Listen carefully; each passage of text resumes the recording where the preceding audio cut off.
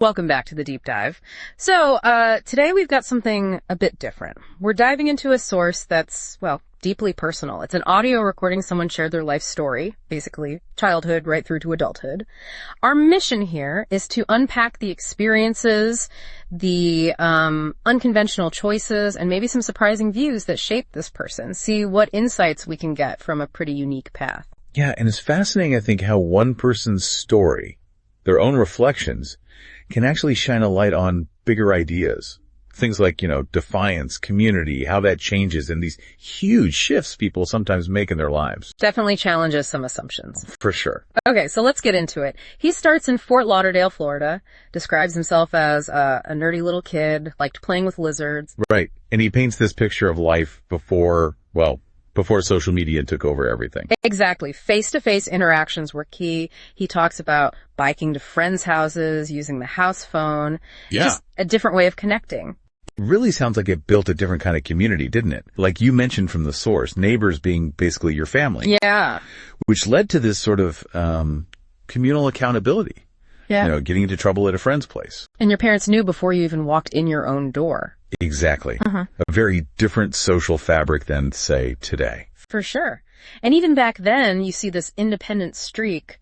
He says, pretty bluntly, school was not my best subject. Not about intelligence, he suggests, but more like he just didn't like being told what to do. The defiance, yeah. It's there early on, and it kind of sets the scene, doesn't it? It really does. Then the family moves at Deltona, Florida. 5 acres, much more isolated. Closest neighbor, like a mile away. Big change.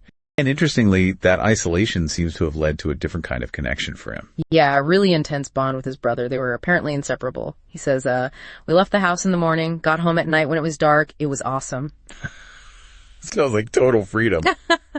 Totally. We were in the woods all day doing nothing, just fiesta, screwing around. You just don't hear about childhoods like that so much anymore. No, you really don't. Okay, so moving into the teenage years, things shift quite dramatically based on his... Yeah, he says at 15, he was introduced to sex.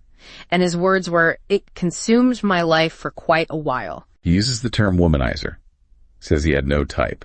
And that line about having had enough for a few lifetimes, it's quite stark. Very candid. And school, still a struggle. Starts high school at 16, already 2 years behind schedule. But interestingly, not bullied. He says, the bullies were my friends. Which paints a picture of maybe a specific kind of social navigation. It does. And that pattern of defiance, it carries right through. He talks about skipping 15 days of school straight, explicitly to have the sex. Wow. And then this interaction with the assistant principal, who apparently advised him just to quit, so it would look better for college applications than an expulsion. So he did. Quit school, got his GED. That was quite the path.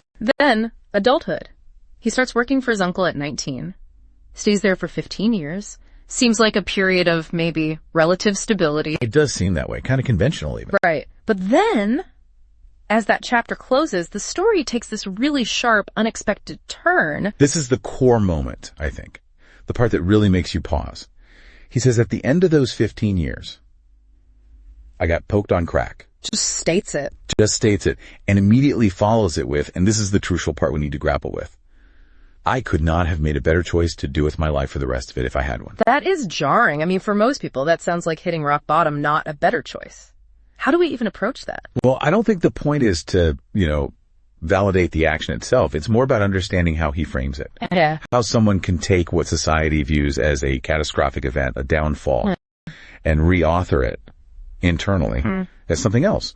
Maybe a point of liberation or a catalyst or just the path he needed.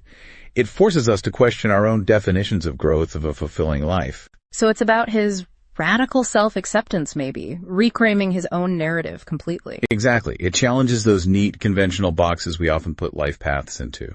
Okay, so we've traced this journey from a defiant kid in Fort Lauderdale through this wild, free adolescence into adulthood and landing on this really striking reinterpretation of a major life event. It really highlights that a meaningful life, or at least one perceived as meaningful by the person living it, doesn't always follow the script we expect. It's about owning the whole story, perhaps, even the parts that seem destructive from the outside. That definitely leaves us with something to think about and maybe a question for you listening. Yeah. How do you define personal growth? What counts as a better choice, especially when it goes against the grain? And what does it really take to own your past, all of it, and see it as necessary for your unique journey? Something to mull over. We'll see you next time on The Deep Dive.